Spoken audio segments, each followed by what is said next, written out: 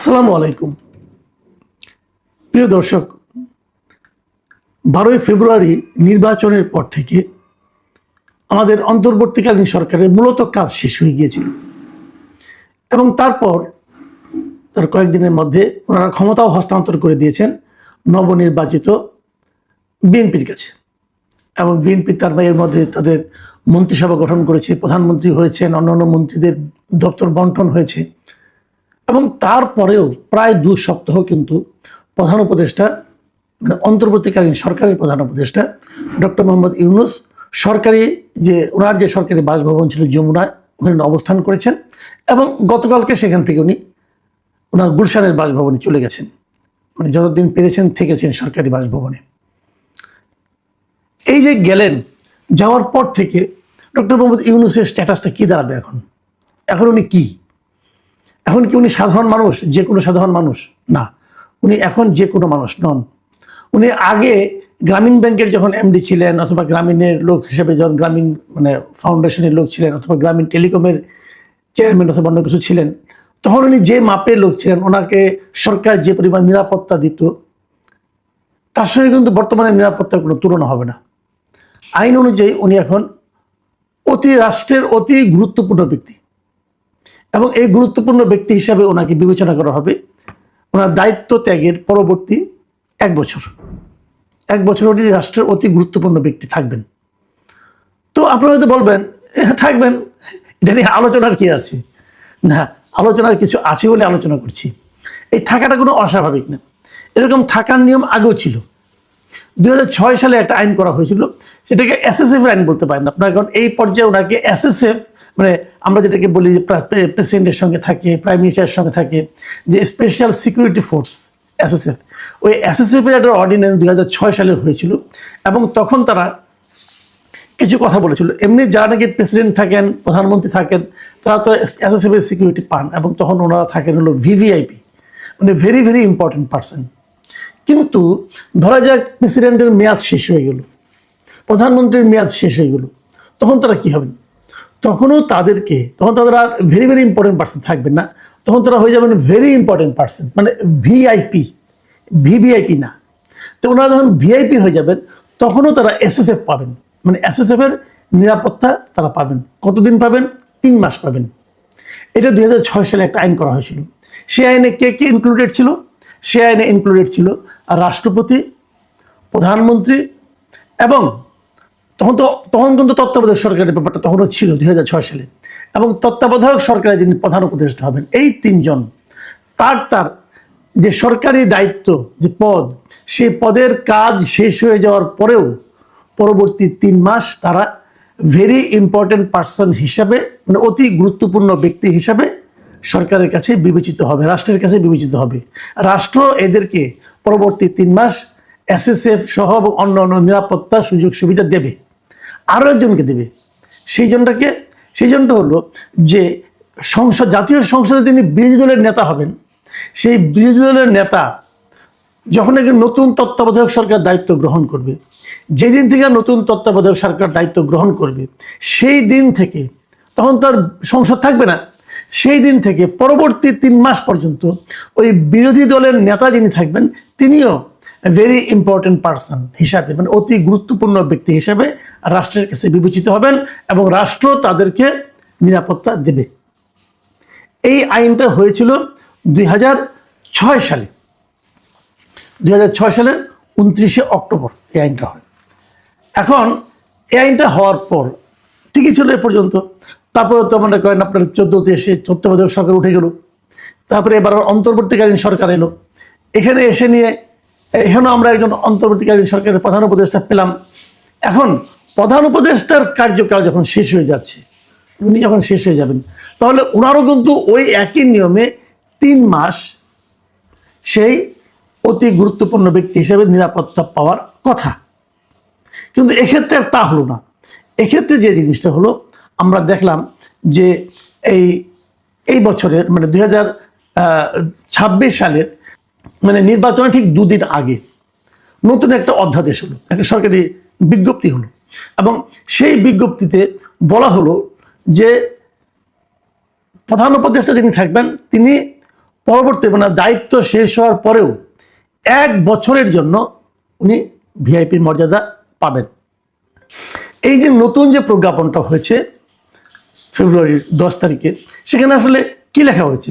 সেখানে লেখা হয়েছে যে অন্তর্বর্তীকালীন সরকারের প্রধান উপদেষ্টা ডক্টর মোহাম্মদ ইউনূসকে তাহার দায়িত্ব হস্তান্তরের তারিখ হইতে 1 বছরের জন্য অতি গুরুত্বপূর্ণ ব্যক্তি হিসেবে এই সরকার ঘোষণা করলো এবং এটা অবিলম্বে কার্যকর হবে। রাষ্ট্রপতির আদেশক্রমে মোহাম্মদ সাইফুল্লাহ পান্না, মানে এটা কে করলো? রাষ্ট্রপতি করলো, আদেশটা দিল রাষ্ট্রপতি। এখন অনেকে হয়তো প্রশ্ন করবেন যে দিন কয়েক আগে রাষ্ট্রপতি তো মানে খুব দুঃখ করে একটা ইন্টারভিউ বললেন যে তাকে কিভাবে ডক্টর ইউনূস পদে পদে অপমান করেছে, এটা তিনি বলেছেন। তো তার মানে রাষ্ট্রপতির সঙ্গে ডক্টর ইউনূসের সম্পর্ক মোটেই ভালো ছিল না, তারপরেও রাষ্ট্রপতি এই ধরনের একটা আদেশ দিল, তার জন্য এত ভালো কিছু করলো। বিষয়টা আসলে এরকম না, এরকম না কেন আমি বলি, বাংলাদেশের সব কিছুই রাষ্ট্রপতির আদেশ ক্রমে হয়। এখন আমার তো মাঝে মাঝে মনে হয় যদি রাষ্ট্রপতিকে কোনো কারণে সরিয়ে যেতে হয় তখন হয়তো বলা হবে রাষ্ট্রপতির আদেশ ক্রমে ওনাকে সরিয়ে দেওয়া হলো। এটা একটা ফ্রেজ মাত্র, এটা একটা মানে বলা হয়ে থাকে। এদেশে যা কিছু হয়, যত আইন হয়, সবই রাষ্ট্রপতির আদেশ ক্রমে হয়। আসলে হয়তো অনেক কিছু রাষ্ট্রপতি জানেন না। এই যে রাষ্ট্রপতির ওখান থেকে যে আপনার রাষ্ট্রপতির অভিযোগ করেছে যে ওনার ওখান থেকে যে মিডিয়া এই যে সেলটা ছিল ওটা সরিয়ে নেওয়া হয়েছে, যদি কোনো আদেশে নেওয়া হয়ে থাকে বলা হবে ওখানেও রাষ্ট্রপতির আদেশক্রমেই হবে। রাষ্ট্রপতি অনেক কিছু জানেন না, কিন্তু ওনার আদেশক্রমে সব কিছু হয়। এবং বাংলাদেশের সংবিধান অনেকটা এরকমই, যে রাষ্ট্রপতি যা কিছু করেন প্রধানমন্ত্রীর পরামর্শক্রমে করেন। মানে উনি কোনো কিছু নিজে নিজে করতে পারেন না, মাত্র দুটো জিনিস ছাড়া। 1 নম্বর জিনিস হলো উনি একজনকে প্রধানমন্ত্রী নিয়োগ করতে পারেন নিজের ইচ্ছায়, আরেকজনকে প্রধান বিচারপতি করতে পারেন নিজের ইচ্ছায়। এছাড়া উনি নিজের ইচ্ছায় কিচ্ছু করতে পারেন না। কাজে এই যে ডক্টর ইউনূসকে 1 বছরের দেওয়া হয়েছে, এটাও ডক্টর ইউনূসের ইচ্ছায়, ডক্টর ইউনূস যেভাবে চেয়েছেন সেভাবে হয়েছে। তো এই পর্যন্ত ঠিক আছে, কোনো সমস্যা নাই। ওনাকে 1 বছরের মতো যদি দেওয়া হয়, অনেকে বলে থাকেন উনি হয়তো মবের ভয়ে এটা নিয়েছেন। মানে উনি এমন এমন কাজ করেছেন গত 18 মাসে যে জনগণের মধ্যে ওনার জনপ্রিয়তা এমন একটা পর্যায়ে পৌঁছেছে যে উনি হয়তো ভেবেছেন এই জনপ্রিয়তার ধাক্কা সামনে মাঝখানে যদি জনগণ এবং তার মাঝখানে যদি একটা শক্তিশালী নিরাপত্তা বেষ্টনী না থাকে তাহলে ওনার জন্য হয়তো ভালো নাও হতে পারে। মানে এটাকে আপনার মব বলেন আর যাই বলেন, এটা হতে পারে উনি ওরকমভাবে নিজেকে সেভাবে সুরক্ষিত রাখার কথা চিন্তা করছেন। কিন্তু আমার প্রশ্নটা অন্য জায়গায়। আমি সবসময় কিন্তু বলে এসেছি যে ডক্টর ইউনূস একজন স্বার্থপর টাইপের লোক, এবং উনি দায়িত্ব নেওয়ার পর নিজের যা যা সুবিধা সব আদায় করে নিয়েছেন। নিজের নামে যে যে মামলা ছিল সবগুলি মামলা উনি কিন্তু নিজে থেকে প্রত্যাহার করে নিয়েছেন নির্বাহী আদেশ দিয়ে। ওনার বিরুদ্ধে হাইকোর্টে একটা রায় হয়েছিল যে 666 কোটি টাকা ওনাকে ট্যাক্স ফাঁকির মামলায় ওনাকে দিতে হবে। সেই মামলা যে বিচারকরা রায় দিয়েছিল সেই বিচারক উনি ক্ষমতায়, ওরা মানে আপনার অগাস্টের 3 তারিখে 2024 রায় দিয়েছিলেন যে 666 কোটি টাকা ওনাকে দিতে হবে। এবং আপনারা জানেন হাইকোর্টে কি হয়, রায় দেওয়া হয়ে গেলে প্রথমে শর্ট রায়টা পড়া হয়, পরবর্তী সময়ে সেই রায়টা আবার ডিটেল লিখতে হয়। যখন ডিটেল লেখার সময় আসলো তখন ইউনূস সাহেব আবার তখন প্রধান উপদেষ্টা হয়ে গেছেন, তখন আর ওই বিচারকের রায় লেখে না। আগের বার উনি যে শর্ট রায় দিয়েছেন তখন হাসিনা ছিলেন, তো ওই বিচারপতি এমনই বিবেক সম্পন্ন যে উনি পরে বার লেখেন না। এটা ওনাকে প্রশ্ন করেছেন, তাহলে হয় উনি আগের বার ভয়ে রায় দিয়েছেন, পরের বার আবার ভয়ে রায় লিখতে পারেন না, যে কোনো একটা তো হবে। তো যা হোক, উনি কিন্তু ওই টাকাটাও দেন না, ওটা কিন্তু উনি মওকুফ করে নিয়েছেন। তার মানে নিজের সব স্বার্থ আদায় করে নিয়েছেন। গ্রামীণের জন্য ট্যাক্স হলিডে যেটা 29 সাল পর্যন্ত সেটাও করে নিয়েছেন, গ্রামীণের বিশ্ববিদ্যালয় নিয়েছেন, কত কিছু যা যা লাগে, গ্রামের আদম ব্যাপারী হবে, গ্রামীণ ম্যান পাওয়ার বিজনেস করবে, সেগুলো লাইসেন্স নিয়ে নিয়েছেন, সব নিজের স্বার্থে সব করে নিয়েছেন।